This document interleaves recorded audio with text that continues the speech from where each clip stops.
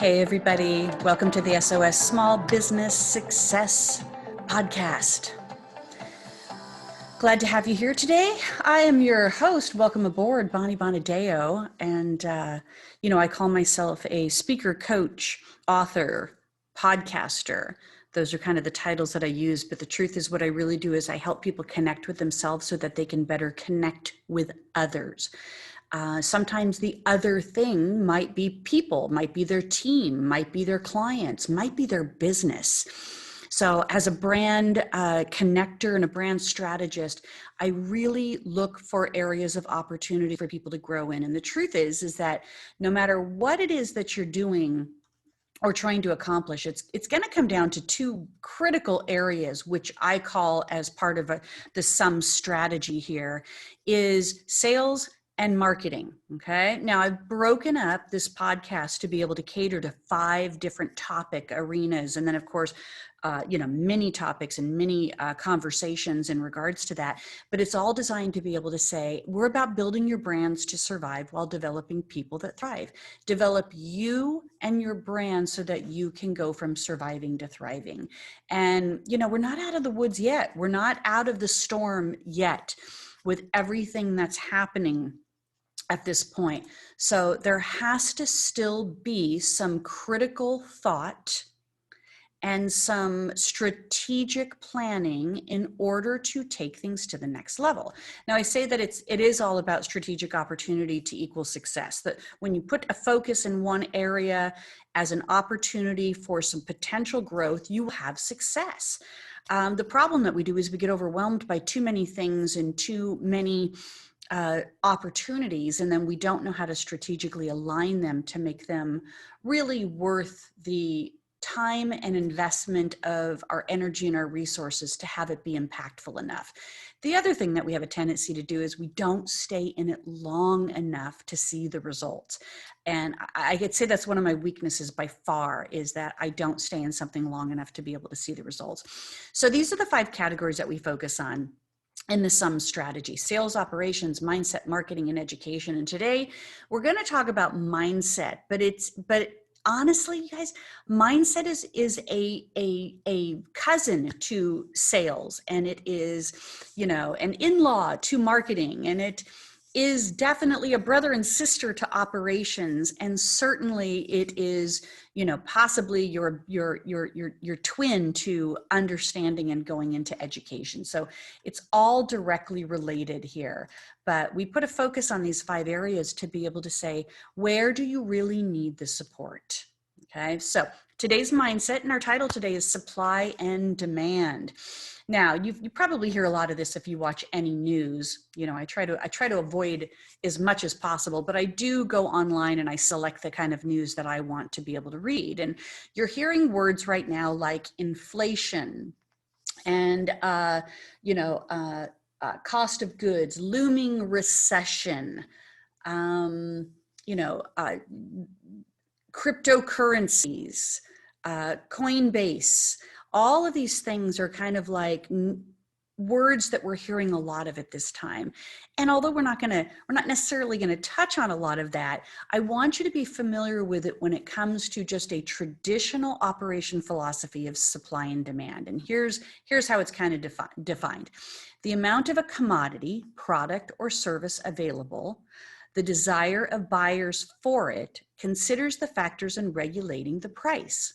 So, in this whole cryptocurrency thing, it's like everything that's happened in the stock market, with these crazy, stock prices like going sky high and everything. It's based on a supply and demand. Now, a supply and demand can be created. It can be kind of a natural ebb and flow of things. Right now we're kind of in the process of both of those entities, of it being created and a natural ebb and flow of how that's working. But if you look at the definition again, the amount of a commodity, okay, you are the commodity here because you are a service provider. So your products that you're offering, certain elements of your products that you're offering, the services itself that you're offering, and then the desire for a buyer to want it, factors and regulates pricing. Now, supply and demand does come down to pricing. I'm going to convert this into a mindset of what I want you to look at other than just pricing in order to get out of, not just get out, but stop staying in survival mode and get to the point where we can see how supply and demand right now in our industry can work for us. All right. So where are we at with supply and demand? And let's look at it from all parts of our industry: owners, stylists, wellness area, and the industry as a whole. First of all, here's what you need to know. 2 million women left the workforce in 2020. And you have to agree that there was a certain percentage that were in the beauty and wellness sector that left. Okay. So we know that people left, for multiple reasons, like, hey, I'm not doing this anymore. Or I've got kids that I got to like homeschool now. I can make more money on unemployment. I just can't see doing this anymore. I want to try something different. So all of those reasons were reasons why 2 million women left the workforce in 2020. And enrollment in schools, beauty schools specifically, was down by 30% at one point. Now, this was during when our economy was really good. So like in the 2017, 16, 17, 18, beauty school enrollment was down by 30%, but that's pretty typical because the supply and demand of enrollment into trade colleges is at its lowest when the economy is at its best. So with the economy being shaky right now, you would think that enrollment would be up in beauty schools, but it's not because of the pandemic. Okay, we just couldn't like sign up and start attending school. There were too many factors involved in that. So under the circumstances of enrollment being down because we had a good economy previously, now we have a pandemic, so enrollment is still down. There's the potential that enrollment will go up, but there's no guarantees at this point. Now, what we also know is that inflation is on the rise. So the cost of everything is going up, and not even the cost just because it's a supply and demand issue. The cost is going up because the access to being able to get it. So when a pipeline stops, so the pandemic created a stopping of a pipeline. So manufacturers weren't able to make certain things in a timely fashion because businesses were closed. So the production of certain items, things, goods kind of came to a screeching halt. And now we're in this position where things are up and running again, and we're barely recovering from the backlog to be able to get into the increase of potential sales here. So it could be something as silly as caps. So the manufacturer that was making caps might have been a manufacturer that was overseas. It might have been in a country that was hit by COVID pretty extensively, which means that their manufacturing facility was shut down. So caps weren't being produced to be able to ship to all of these other types of countries or these other manufacturing plants that were producing bottles and liquid ingredients or tubes of color type of thing. So that's just an example of why inflation is on the rise. So when there's a supply and demand, the cost of goods definitely goes up. So right now there's a lot of things that have gone up. If you look at just your everyday grocery shopping bills, if you look at gas, if you look at the cost of cars, there's a shortage of cars. There's a shortage on pieces and parts. There's a shortage on some produce and some meats. All of these things are going to create a level of inflation. In other words, they're going to cost more to do that. All right.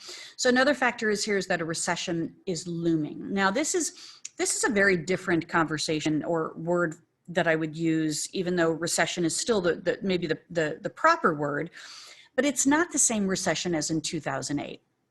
2008 was a recession where we overinflated the dollar, we overinflated the value of things, and then we weren't able. So what goes up must come down. What goes up must come down. So that recession was created because we were peaking very high on things being overvalued than what the worth was. So eventually the worth would have to decrease. So cost of homes,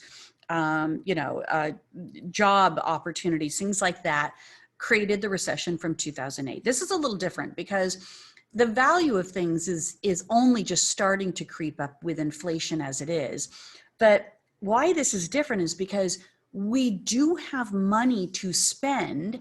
We are just not spending it. Because what we spent it on was cars, vacations, trips, upgrading things, maybe adding on things, expanding our businesses, expanding our homes, buying an RV or a boat. These were all areas where we put money into the market in order to create a thriving economy. And right now, people aren't spending money because those things are not available based on supply and demand. And if they are available, they might be at a very overinflated price, which means that there's fewer of them available to us, and the price is so high that it might limit us from being able to buy it. Look what's been going on in real estate. People are putting in bids for homes, 100 bids are coming in on homes, and some of them are 20, 30, 40%, over asking price. And that's just crazy. That in itself will create a recession like 2008. Okay. But what's happening is that there isn't a lot of available homes. There isn't a lot of cars available. There isn't a lot of anything available at this point. So that's why a recession could be looming, but it could be a little bit different. We do have money to spend. We just don't have the goods to spend it on, okay? So one of the things that's different in our industry too is the landscape for independent stylists has increased. And there's some rough numbers out there right now that it says that the salon suite industry growth, it's been estimated that roughly 30 to 35% of all cosmetology professionals are currently operating independent of a traditional salon facility. And I would say that that's pretty true. But if the industry growth continues based on what it's done over the last few years, that number is expected to increase to 75% in the next 5 years. 75%. That means that the 25% of the opportunity to work as a hairstylist will be in chains and traditional salons. 75% will be in an independent or a suite environment. You guys, when those numbers change like that, we have a very different industry. And, what I want to share with you today on the mindset is having you look at if these things are what's coming down the pipeline, if these things are in fact true, then what we need to look at is, how do we overcome this? How do we still thrive in this type of environment? And here's some stats. This is the 2020 median pay for a hairstylist is $27,000. Okay, so if the average is $27,000, I'm sorry, you're not going to be able to afford to go into a suite environment. So something has to change. If your average income is $13.28 an hour, then this whole industry is going to have to increase if 75% of you are going to be independent. Okay. Now, the number of jobs in 2019 in our industry as hairstylists, barbers, and cosmetologists specifically. That doesn't include any of the wellness sector, okay? The number of jobs was 722,000. And it looks like between 2019 and 2029, there's going to be a 1% decline that's going to happen over time. So the employment change over that is going to be like 9,200 job positions. I think it potentially could be worse, but if we're already in a shortage of stylists, and most stylists are then going to be positioning themselves into an independent capacity, then salon owners are going to have a really difficult time staying in business moving forward. Chain salons are going to have a really difficult time staying in business moving forward. And we've seen a massive influx of what's happened in the chain environment, like several chain salons have closed down. They've streamlined them. If there was, chain salons in some major cities, they closed down just due to the violence and the lack of people going to work in major cities. So maybe where a sports clip or a Supercuts or something like that was a valid business in a downtown area, when people are not going into the downtown area to work or going to get a quick haircut during their lunch hour, they didn't have any business. And so a lot of them closed down in these areas here. So what do we do? And why is this conversation under mindset at this point? So if you're an owner, it is quite possible now, under those statistics that I just shared, that you're going to lose some staff moving forward. And what's going to happen is that there's going to be a difficult in hiring qualified new staff. So your only option is probably to really nurture students now. Like, get into the beauty schools and start nurturing students now to be your future employees, all right?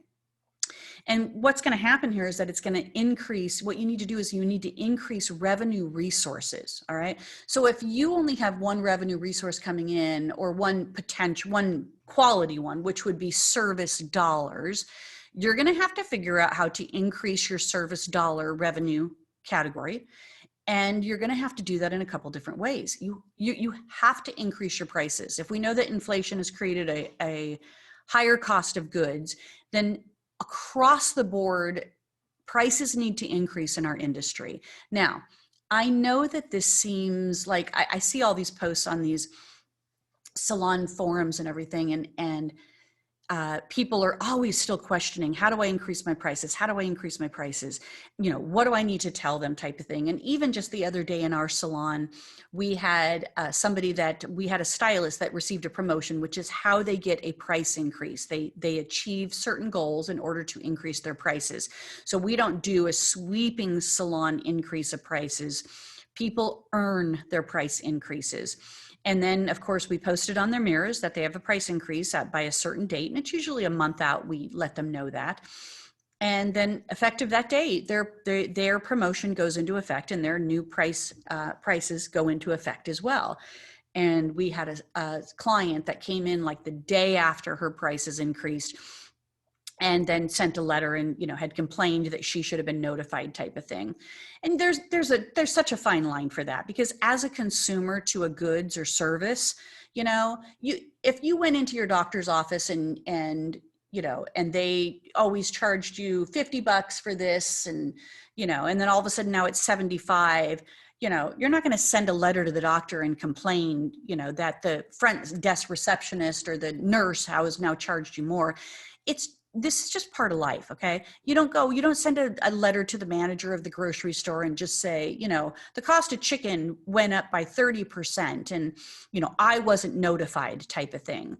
So there's a part where, from a consumer standpoint, you just have to accept that what we're going through right now has created an increase of pricing. But ultimately, you need to look at your pricing, and you need to do that in a very strategic way. It can't just be random. All right. So you have to look at what your cost of goods are. You have to look at what, you know, all of your expenses are. And then you have to be able to make sure that you're building profit into that. And then you have to look and see, where can these price increases happen? Is it across the board? Should I increase it in color because the cost of color has gone up? You know, do you increase it in haircuts? Because you think that maybe you're just a little behind the curve in regards to what your haircut prices are at this time. So, you know, that's a whole conversation that we can have. And it was interesting, you know, this just yesterday, I noticed that people are out and about again. So a couple industry people had that, you know, we've all been so isolated. But, you know, those of us that have been working in salons, we're not isolated. We're still in salons and we're still seeing hundreds of clients a day, right? But the manufacturer reps and the support people that, you know, are part of the industry have been isolated. Well, we had a couple of them show up yesterday in our salon. And of course, these were planned, you know, opportunities to be able to sit down with them and see them, discuss opportunities with them, look at future business with them, that type of thing. And it was really interesting because, you know, it wasn't about, oh, do I need more of this or more of that? It was a very well-rounded, broad conversation of, where do we see the industry going? What's in it for salon owners of the future? How can salon owners survive in the future? How do companies like yours intend to help salon owners of the future? And those were the bigger conversations. And it was really interesting because I think we all agree that suites are going to continue to be on the rise, and that stylists are going to see that as an opportunity, even though when you say things like make more money, freedom, and flexibility don't always go hand in hand with going into a suite. Not everybody across the board. I think the 80-20 rule still applies in that 20% of you are probably doing well and kicking ass. 80% of you do not have the business mindset yet in order to be super profitable and in order to continue to grow and nurture that business that you've started in a suite. Okay. So increased prices is going to have to be something we're going to have to all think about here. Increase staff or salon hours. So, maybe you've got some staff that are only working shorter hours. See if they can expand their hours. See if salon hours need to be expanded, as long as you've got the support people to be able to do that. Now, this is an if possible thing, because, right now stylists are kind of like, I'm working 4 days a week and that's all I'm working. I don't want to work 5 days a week type of thing. So you have to be able to look at it from a standpoint of, if you work these extra days, is there incentives involved in it? You know how, like, if somebody works on the 4th of July weekend, it's time and a half. But, if you're a commissioned salon or even a employee-based salon that pays an hourly wage or a salary, maybe there's some incentives to being able to take this on. Maybe it's switching it up with stylists a little bit in order to fulfill the client demand that is happening. Because what we know is the supply and demand in our industry is that we are of short supply and clients are in, there's a demand of a lot of clients wanting to come in, and we don't have enough hours in the day. We don't have enough stylists in the salon to be able to accommodate it. So people are getting out 2 and 3 weeks because they can't just call and get right in. They can't just walk in and get an appointment. Okay. One of the areas that you might want to look at is reducing your appointment times. Now, if you increase your prices, then reducing your appointment times may not also be, one and the same, but you could look at it as an either or as well. And what I mean by reducing your appointment times is, if you typically take, 3 hours to do a, full highlight and a haircut and a style out type of thing, are you capable of doing it in a shorter amount of time so that you can get more clients in instead of having them 2-3 weeks out on the books? All right. So, or maybe it's a newer stylist and what they need help with is timing.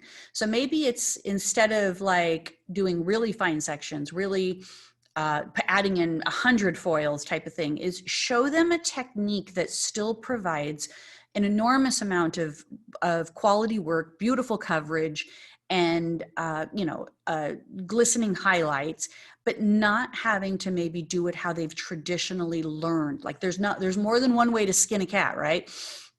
There's more than one way to do a full head highlight that still caters to the client's end result in there. So if you have newer stylists that are taking too much time in their appointments, work with them to be able to decrease their appointment times. Okay.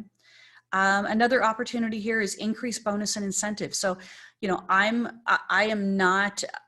not in favor of, and I never have been as a salon coach, of saying increase commission.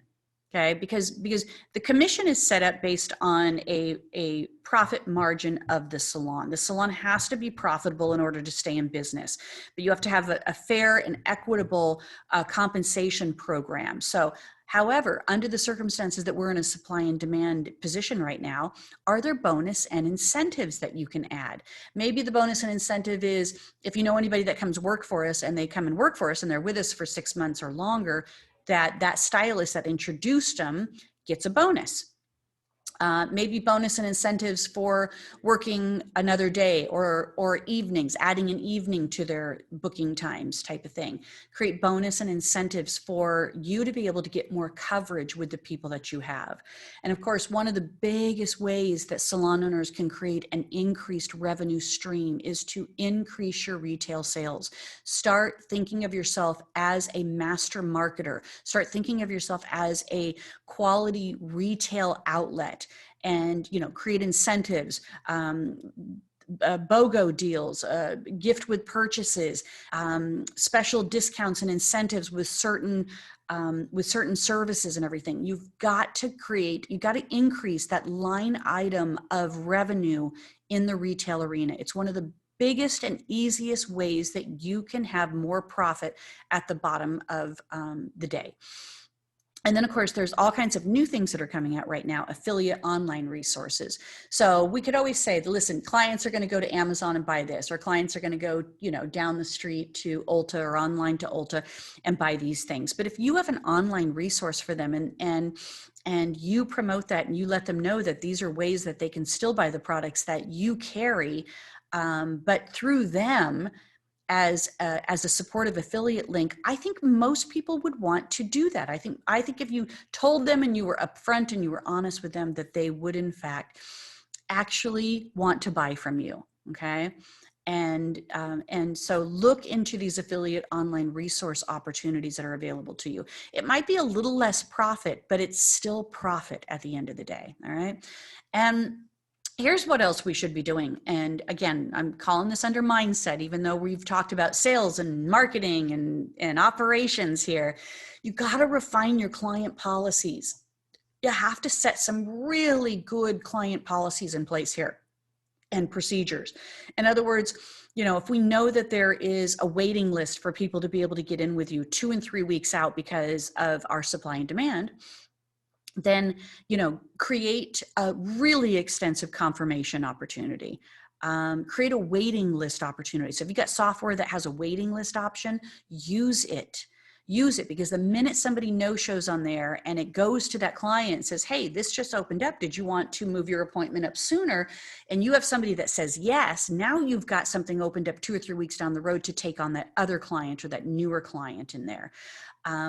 When you have no-shows, no call, or late clients, have a really firm policy in place of how that works, so that they understand. And I'm always a big fan of do more confirmations, and to make sure that people are showing up, than just charging them just because they didn't show up. Give them ample opportunity to be able to cancel in an appropriate amount of time. All right. But if they're no call and they're no show and stuff like that, then get your software to start creating credit cards on file.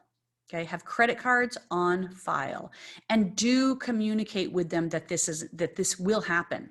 Okay. Do communicate with them. Make sure that it's valid, that it's obvious, it's not hidden in your terms and conditions on your website or on your app that you use to book. Make sure that it's apparent that if they no-show, no call, they will be charged. Okay.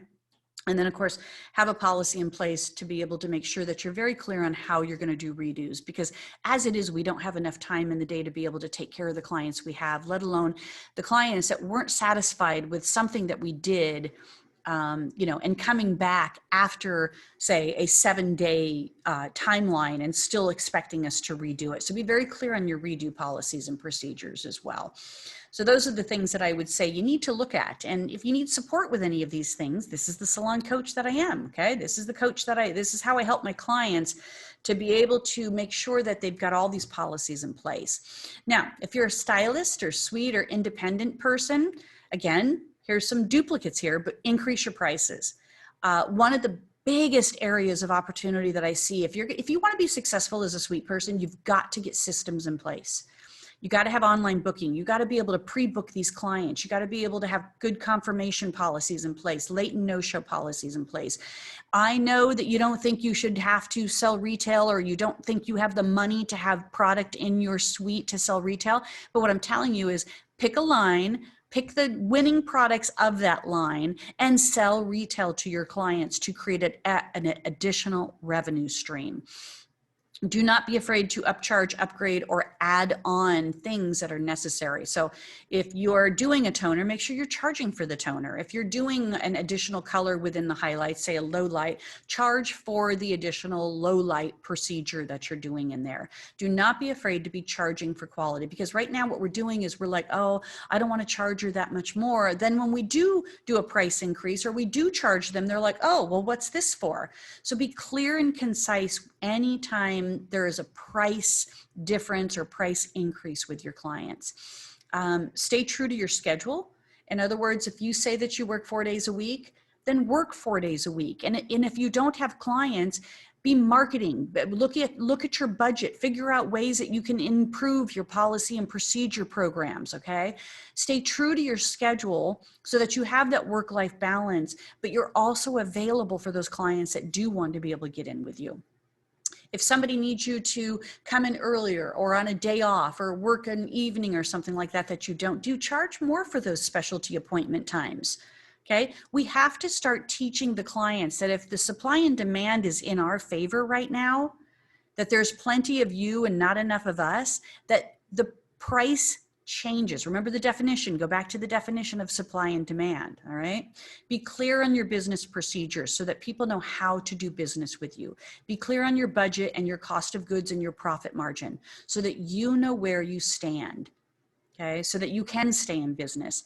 And if you're in demand, stop complaining and start maximizing this opportunity because it may not last. If in fact inflation continues to go up and a recession is looming, then people are going to stop spending money on their hair. They're going to stop spending money on their nails. They're going to stop spending money on their skin and their, body massages and all of this stuff and the products that go with it. All right. So a rising tide lifts all boats, you guys, and this tide is in our favor right now. But we've got to come together and we've got to be more strategic in how we do business with these clients so that the demand is, for us right now, we can make this work. We can figure out how to be able to have them on our books. We can figure out how to be able to charge them appropriately and reasonably for the services that we're offering. And when they say stuff like, oh, I can have it done for cheaper, whoever you are that's doing it for cheaper, raise your prices. Don't be the one that's doing it for cheaper. Look at what's going on in your particular marketplace because pricing is not just, based on the cost of goods and being able to put in profit too. It's also based on your rent. It's based on your taxes. It's based on your building costs. It's based on all of these other factors. Plus it's based on the demographics of where you're located. Okay. Obviously prices are higher in a city where rent is higher. So, look around in your area and see what some going prices are and try to balance it out so they can never say, I can find somebody to do it cheaper. Okay. Because we don't want anybody doing it that much cheaper that they think that you're overcharging them and not providing them enough value. So a rising tide lifts all boats. Let's all be the boats that cater to this. And if you need help catching this wave of this rising tide, please, I'm begging you guys, set up a call with me. You can do a complimentary coaching session with me and we can look at these areas of opportunities that you might not quite, maybe you're not quite sure how to get started or change them up or I help clients with websites. I help clients with social media. I help clients with email campaigns. I help my clients with their budgets. I help them with their cost of goods and being able to build a budget and understand how much they should be charging for certain things within their market area. These are all things that I do as a salon coach. And if you are interested, you can set up a free complimentary session with me. We'll put together a little mini strategy of what you can do to move forward. Complimentary. Okay. If you see that you might need some support with it and it's not something that you can do yourself, then we can talk about a coaching program that's going to fit your budget and fit your needs based on how often, how much, how long it's going to last and what things you need in order to get your business into that thriving mentality. All right. And you can go to sossaloncoaching.com. You'll see on there that there's a option to be able to set up a call with me. All right, guys. So remember, supply and demand, it's in our favor right now. So let's all jump in and increase the opportunities for this industry to be able to continue to keep surviving and thriving. All right, you guys, stay with me next week and each and every week. This podcast drops every Wednesday afternoon. And, we're going to talk about one of the 5 strategies here. So sales, operations, mindset, marketing, education. Next week, we're going to go into the education arena. So I look forward to chatting with you then. Thanks for being with me.